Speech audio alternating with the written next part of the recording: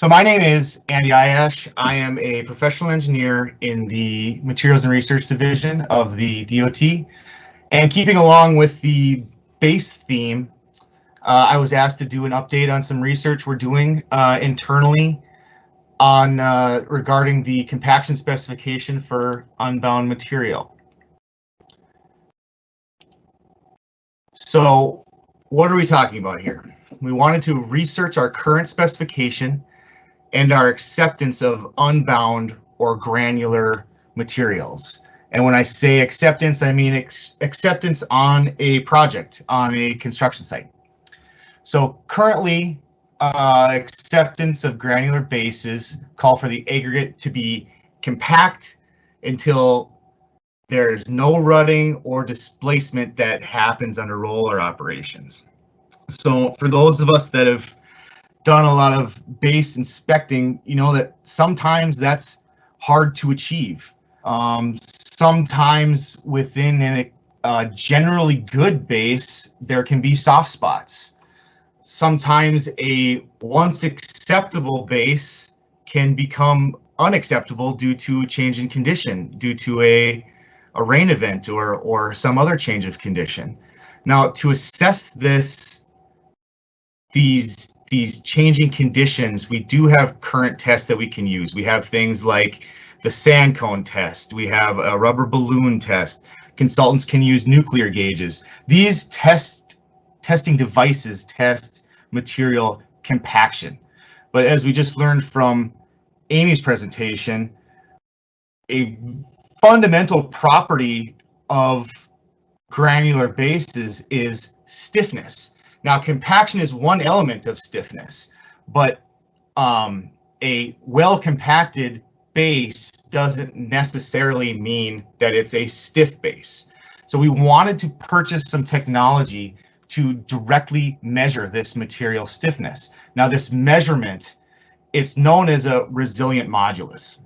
Now, I'm not going to get too into the science of what a resilient modulus is, but what I want you to think about is a material's ability to recover from repeated impact loading. So impact, impact, impact. Axles on the same section of pavement. How much can that gravel base rebound from that? How much can it recover? So the other thing I want you to think about with resilient modulus is that it can vary significantly. It can vary due to compactive effort. It can vary due to moisture content, to different gradation of rock. So we wanted technology that can measure this resilient modulus directly and in varying conditions.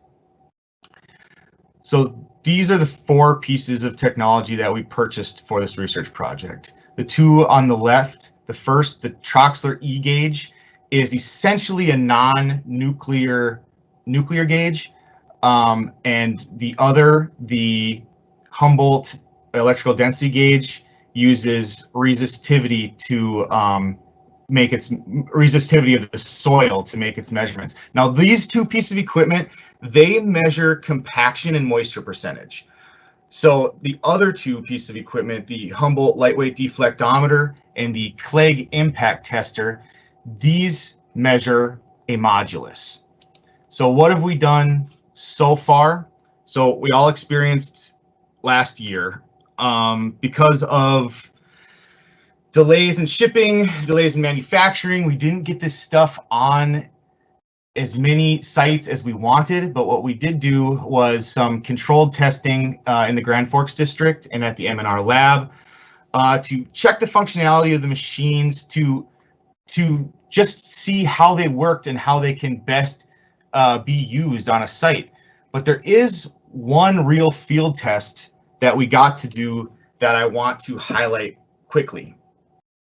In a collaboration effort between the DOT and the University of North Dakota, the Grand Forks district set up a site visit for some pavement analysis in the area that's shown here, Highway 32 from the junction of Highway 5 north to the Canadian border. So this is a picture of the of the project location. If you continue to go north on this road, you would hit Walhalla, North Dakota. That's the major town you would hit on this stretch. So what's going on? Why are we investigating this? So we knew that there is severe depressed cracking on this roadway. So the idea was for the Grand Forks District and a group of seniors from the University of North Dakota to come up to this location and analyze the pavement. And then I was asked to come up and test some of this equipment to do some research on this area. So how are we going to analyze this? What are we going to do? What literally happened? So prior to the team coming up, the entire team coming up to the site, the Grand Forks District saw cut 2 strips of roadway. One is the cracked section that you saw in the previous slide. The other is a controlled section. So same pavement, just not experiencing the same cracking condition. It was about, the control section was about 30 feet to the south. So on the morning of October 7th, our pavement is cut. The Grand Forks District personnel, both construction and maintenance personnel, there was a group of UND students, their professor, and some of us from M&R came out and watched a mini excavator take out 2 sections of pavement down to the gravel layers. So this is just a quick snapshot of what we saw, happening in the severely damaged area. So you can see on the left the pavement layers and the gravel layers. That damage is it's such a depressed crack that you can actually see it curling to follow that depression, the different pavement layers. And on the right is coring that was done. You can see the stripping of the aggregates and the asphalt and just the severe damage that's happening out there. So this gave us an opportunity to use this technology to study the differences between this cracked section and this controlled section to check the stiffnesses of these materials. And so we did testing not only on the gravel layer, but the subgrade layer as well. What you're seeing here is the lightweight deflectometer, which functions by a dropping weight onto a shot coil onto this loading plate, which gives a reading of the modulus. So along with the testing of that new technologies, we also did some existing current testing that we would normally do in a gravel section. In the foreground here is a dynamic cone penetrometer, which is a piece of equipment we've had for a while that also measures stiffness. And in the background, Chad is doing a sand cone for compaction in this area. So this data was used and compared versus each other to assess the condition of these strips, of the highly damaged area and of the controlled area. And what was found, without getting into too much detail, is the cracked area was wetter and weaker than the controlled area, which is what we expected. But the good thing, or the interesting thing to me, at least from the standpoint of this research, is that we got to test some technology to make this material assessment quickly. This LWD device, this lightweight deflectometer that you see here, can take a test, a reading of material stiffness in less than 2 minutes. And that can be a real powerful tool for an inspector to take out to a soft spot and assess it and say, this is not within an acceptable tolerance.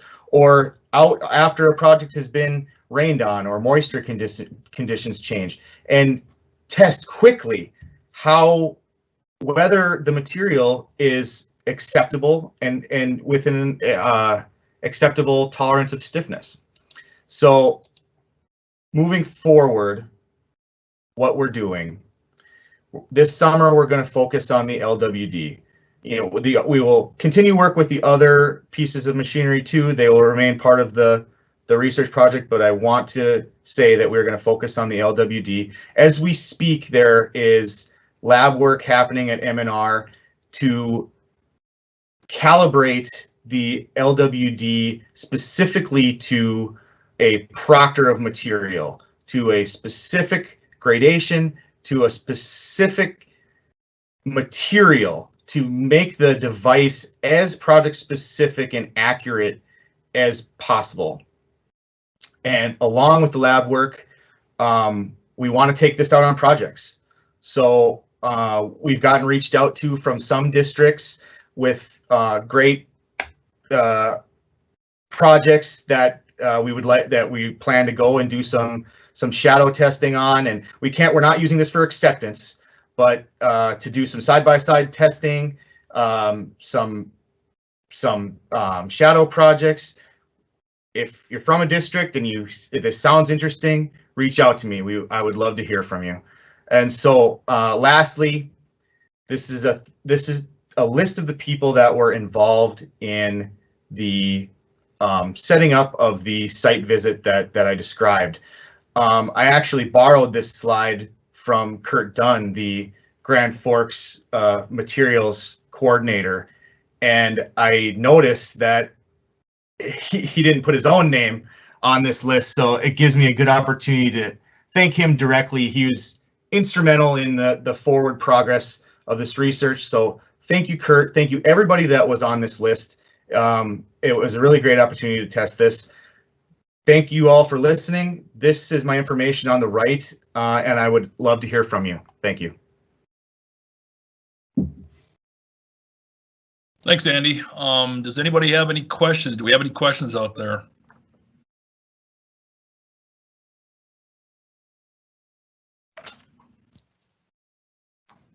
Not seeing any, John. All right. I encourage everybody going forward here, if you have any questions, please use the question and answer there. We don't have any questions at this time. You have the contact information here. Thank you, Amy. Thanks, Andy.